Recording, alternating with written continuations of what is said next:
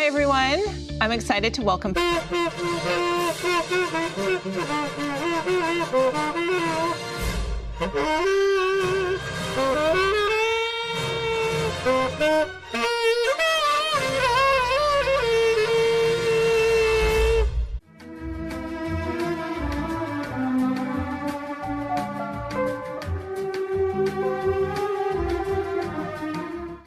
About this is of course there are serious debates to be had about racism, but my God, the world has moved and moved fast from where it used to be. You are part of the problem. If you I'm think not part that of the problem. You are part of the problem, Piers, because you are denying my lived experience. What do you mean? I'm not denying you anything. You're speaking over me, for one. Well, no, now you're playing your old trick of being the victim.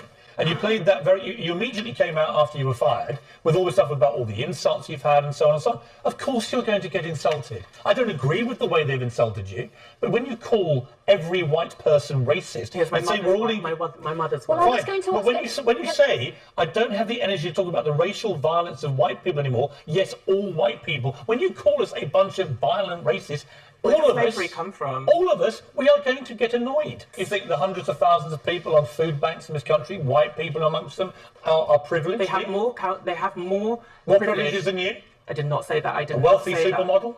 I did not. Please show me my bank account. All right. You'll make a lot of money out of this. So let me ask you again. Do you think that white people on food banks in this country are more or less privileged than you? I did not say that, Piers. I said... You just implied that. You said that all white people are privileged. Let me speak, please.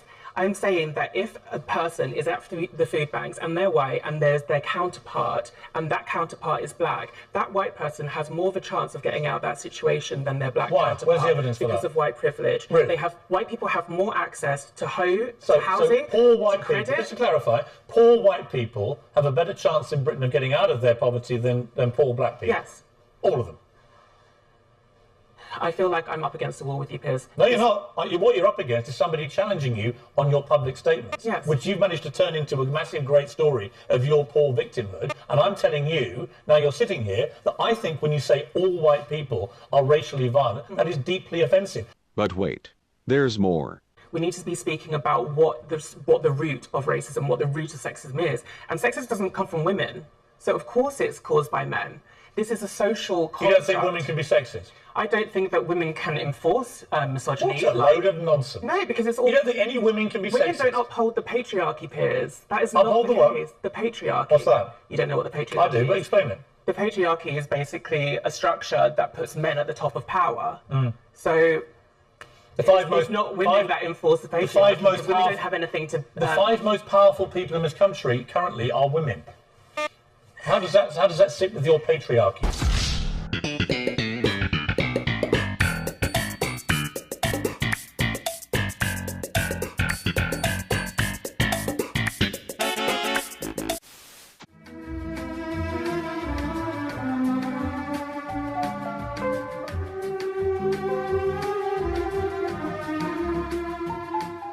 Look, I've seen a lot of... Thank you so much for having me. I've seen a lot of your clips, and I can't help but think whether you actually mean half the things that you say and whether you're just trying to get attention. Do you actually believe in what you say, or are you just trying to stir the pot?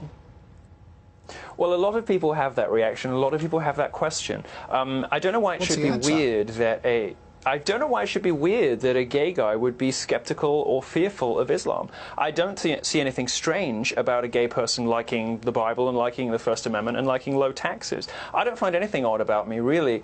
In order to find me peculiar or strange, or in order to think that perhaps I'm putting it on, you have to sign up to this idea of identity politics, which suggests that just because somebody is black or gay or a woman, they have to have particular political or ideological positions. I reject that idea. Well, I don't care whether you're gay or whatever. I'm just saying, you know, some of the things are just so outrageous, and the way you put them, I think, is he like a real-life Borat that's just out there to make fun of everyone and what do you think is outrageous? What do you think that I've said is outrageous? Well, Give me something and perhaps I can explain it for you. You've called rape culture a fantasy. You've likened feminism to cancer. You've said that women on the pill don't look right, they don't talk right. But you suggest that we don't... Well, all those things are true. OK, you said that all those things are true. Do you really believe it, Rape culture on American college campuses, you know, to say that there is a rape culture implies that there is a system or an environment which encourages rape. That doesn't exist on American college campuses. And just to believe in the statistics that feminists peddle, that's 1 in 4, 1 in 5 women is going to be sexually assaulted in her time on campus, you'd have to believe that American college campuses have rape rates that approach those of the Congo, where rape is used as a weapon of war. We don't reward rapists in our society. We put them in prison. On the feminism question, women agree with me. 4/5 of American women do not describe themselves as feminists, and just 7% of British women describe themselves as feminists. I would imagine that Australia, being a very sensible country, would share those views too. It's only journalists who insist on political positions and insist on feminism in public. Actual people at home agree with me. I've heard you say that with almost every interview that I saw you do. But on your statement... Then you should ask different questions, darling.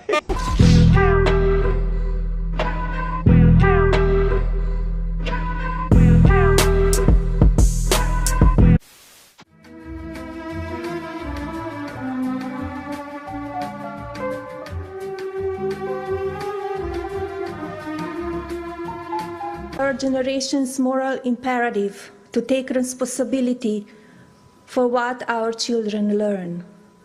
We must turn our focus right now to the message and content they are exposed to on a daily basis through social media, the bullying, the experience online and in person. That was the First Lady, Melania Trump, speaking at the UN yesterday about cyberbullying. So how did the left, how do liberals react? Well, they attacked the First Lady online. During an interview, Hillary Clinton even took a shot at the First Lady for not doing enough. Really? Joining us now, Fox News contributors, Tommy Lahren.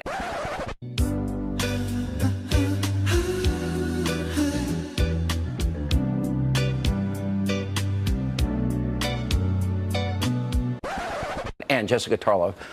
You know, if this ever when we criticize Michelle Obama, conservatives, when she injected herself into politics and said, for the first time in my adult life, I'm proud of my country, the left went nuts. They made fun of Melania's shoes, what she wears to Hurricane Harvey aftermath. Where's your side defending women here? Right here. You're it? No, there are a couple of us out there. Hillary Clinton didn't. No, well, the point that Hillary Clinton made was a policy point, and I think that's completely sound. Don't pick on her outfit. It also was fabulous. But Melania Trump picking up cyberbullying as her patron saint cause after what Donald Trump tweeted even just last weekend, right? The golf swing and the golf ball hitting Hillary in the back. Really? Are you that humorless? Are you really that humorless? You really laughed at that? And if that had been a conservative, it happens. If the golf ball had gone into pictures about me. It's I laugh funny. at you all the time on the internet. Oh, for great. Sure. You know what? I don't think Tommy gets hit harder than me. You know, Tommy, you just don't do what the left does. Conservatives wouldn't do it, and if they did do it, they'd be ridiculed and raked over the coals. Well, here's my question for Jessica. I mean, isn't this supposed to be a platform the left loves? We're talking about bullying. We're talking about cyberbullying. We're talking about being an advocate for that. Melania Trump is coming out in something that's not partisan at all. This is just a human thing. But yet they attack her for what she's wearing. And again, where are the feminists? They never come out. They never come out when Sarah Huckabee Sanders is called the Butch Queen. The feminists are everywhere. They're just not supporting Kellyanne Conway, who advocates for policies that hurt women. They're not thrilled that Hope hit. Stop. Why? She does not. We're not talking about Kellyanne Conway. We're talking about Melania Trump. You think that if you advocate for an agenda... We're talking about cyberbullying. We're talking about Melania Trump advocating for an end to cyberbullying. But yet the left goes after her and they ridicule her. And I don't see the feminists coming out saying, hey, leave a woman alone, leave an empowered female alone. I don't see the feminists doing that, Jessica. I don't.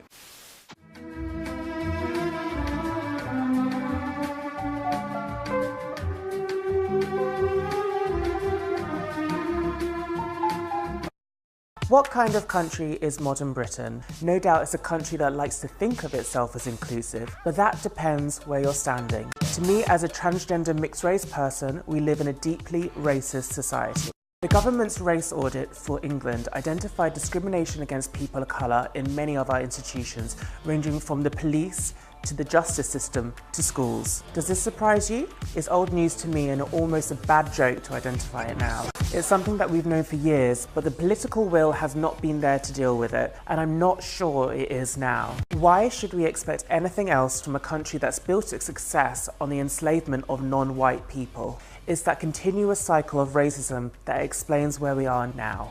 Why does the UK acknowledge the sacrifice of people killed in wars, but not the spilled blood of black? If the UK took our oppression seriously, then people like me who call out racism would be listened to, rather than ridiculed or threatened with death. If white people want to see an improvement for people of colour, they need to understand that racism is not learned, it's inherited, and either consciously or unconsciously passed down through privilege. The uncomfortable truth is that the white race is the most violent and oppressive force of nature on earth. My worry is that whatever governments do to tinker with institutional racism, it is so ingrained in the fabric of British society that it is too late to do anything about it. And from the world cinema in Herne Hill to our own little cinema here in SW1, Monroe joins us now. Thanks for joining us and for your take. Is Britain a deeply racist society? We live in a society where we won't even talk about it. So until we actually start we've only just really started talking about modern day racism. When we talk about racism, we're always, either talking, sorry to bring up what you talked about, but we're either comparing to America, which is wholly, wholly different. The history is very, very different. We celebrate the empire here, but the empire has a horrible history for people of colour, but we have a multicultural society. So there's this imbalance, and especially when it comes to education, the whole system needs to change. But let me look at education. Let's look at the figures on education. 33% of white kids go to university or further education. 37% of black kids go to university or further education. 67% of Indian kids go to university or further education. 76% of Chinese kids go to university or further education. Where's the racism in that? I'm talking about how people's history and how people's But I'm talking about now and the chances of young children. I'm not talking about their... But what's wrong with these figures? I'm about to tell you. I'm not talking about their academic performance. I'm talking about how we are taught about each other. If black kids aren't being taught about their histories, if we're being taught, that white history is paramount, that's essentially feeding into a white supremacist narrative.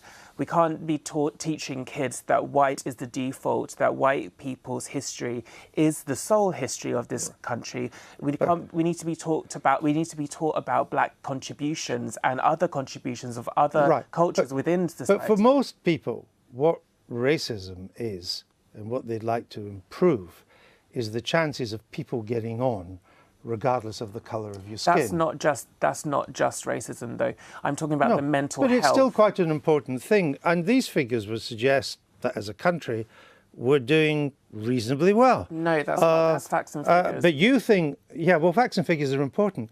But you think I think it goes deeper that we are irredeemably racist, don't you? What, this society? I do. Unfortunately, I do. I think that the success of Britain is literally based on racism. And do you think we're irredeemably sexist as well?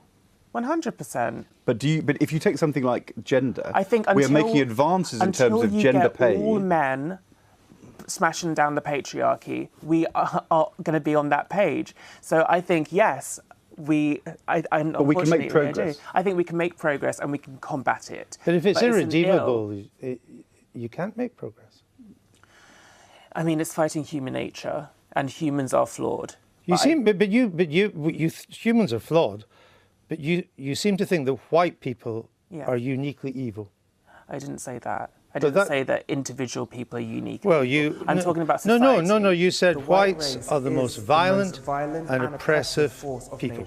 On Earth. Well, yeah. That's what you said in your film. And if you're going to go back so that to would seem to me that statistics point that out too. Really? Well, yes. The Chinese were massacring Chinese and other races long before they'd ever met a white person. Attila the Hun wasn't white. It's the same in the subcontinent if you go back hundreds of years as well. The genocide in Rwanda was black on black. So is the Congo, which is the rape capital of the world. These things have got nothing to do with white people.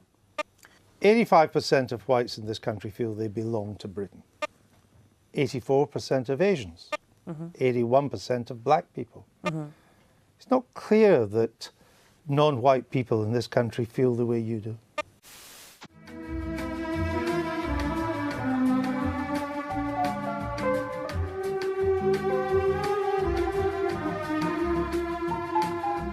and welcome to Callum's Corner. Right, I went to this bloody course today, communicating in a bloody, the service uses in a bloody modern world. I've walked out halfway through. I'm not chowing down on that crap sandwich any longer. I do not care if I lose my job over this. It is ridiculous. Absolutely ridiculous. Telling me how I can sit. Oh, legs together, pancaking my bloody testicles, so I feel faintly nauseous all the time. You'd like that, wouldn't you? Honestly, it is pathetic. Absolutely pathetic. I'm a man. There's nothing wrong with that. I've got a bloody meat and 2 beds. I've got a package between my legs. It's fine. There's nothing to be ashamed of. That's a woman. She's got a bloody lady garden and dirty pillows. There's nothing wrong with that. Granted, it can be difficult to tell now with the bloody little emo smurfs and stuff, but they'll tell you, just ask them what they identify with. Otherwise, everyone's going to be a bloody it, just to please an obnoxious few people who are too ugly to get a boyfriend or a girlfriend. That's where it all comes from, I tell you. She had a face like a monkey's arse. Her mouth was the anus, farting out his dirty, obnoxious views into the world that the rest of us just have to chow down on. Well, I'm not going to be that man anymore. I'm not going to eat that shit sandwich any longer. Madness. You've got no idea what it's like out in the real world. I'm working with 80-year-old and 90-year-old men and women, called gender-neutral language. They want to be called pet and love and stuff. It makes their bloody day. You've got no idea what goes on in the real world. Sitting there in your bourgeoisie, pen-pushing, cushy role. Shit goes down in my job. Literally. You, feminist bint, could not handle it. I'm not naming any names before you start getting all bloody litigious, but you know who you are, and you can kiss my hairy arse. I do not care if I lose my job. It is worth it just not to eat this crap anymore. Idiot.